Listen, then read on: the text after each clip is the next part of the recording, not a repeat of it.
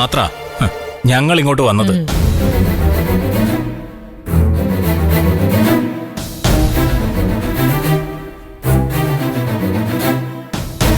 പിന്നെ നിനക്കെതിരെ ഒരു ചെറുവിരൽ അനക്കാൻ പോലും പറ്റാത്ത വിധം സുശീലയെ ഒന്ന് തളച്ചിട്ട ശേഷം അച്ഛനെ അമ്മയങ്ങ് പൊക്കോളാം. അതെ, നീ ഇത് സത്യനോട് പോലും പറയണ്ട. ഇതൊന്നും ചിലപ്പോ ആരും വിശ്വസിക്കില്ല.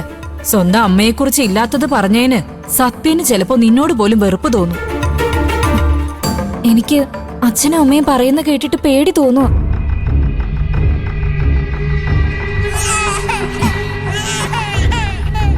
അയ്യോ, മോളെ എണീറ്റെന്ന് തോന്നുന്നു. മോള് പോയി കുഞ്ഞിനെ എടുത്തോ. ബാക്കി കാര്യങ്ങളൊക്കെ ഇനി ഞങ്ങൾ നോക്കിക്കോളാം. ചെല്ലു മോളെ.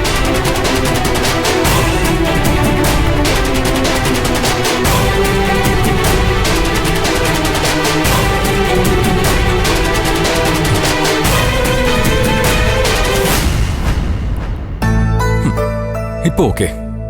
ലച്ചു വിശക്കുന്നൊന്നുമില്ലല്ലോ.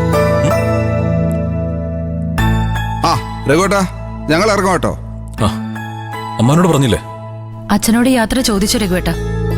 തറവാടിന്റെ ഷെയർ കിട്ടാൻ വേണ്ടി നമ്മള് കേസ് കൊടുക്കുന്നതിൽ അച്ഛന് എതിർപ്പൊന്നുമില്ല.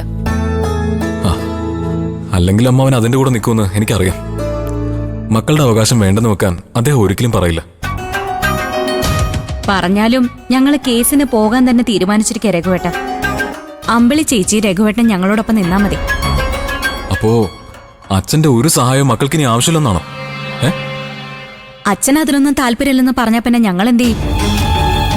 ഞങ്ങളുടെ അമ്മയ്ക്ക് അവകാശപ്പെട്ട കോടികളുടെ സ്വത്ത് വേണ്ടെന്ന് വെക്കാൻ ഞങ്ങൾക്ക് പറ്റുമോ? അല്ല, ആരതേ ഞങ്ങള്? അമ്മയുടെ സ്വത്തിനു വേണ്ടി സമരം ചെയ്യുമ്പോ മക്കൾക്ക് അച്ഛൻ അന്യനായി പോവോ? ദയേ,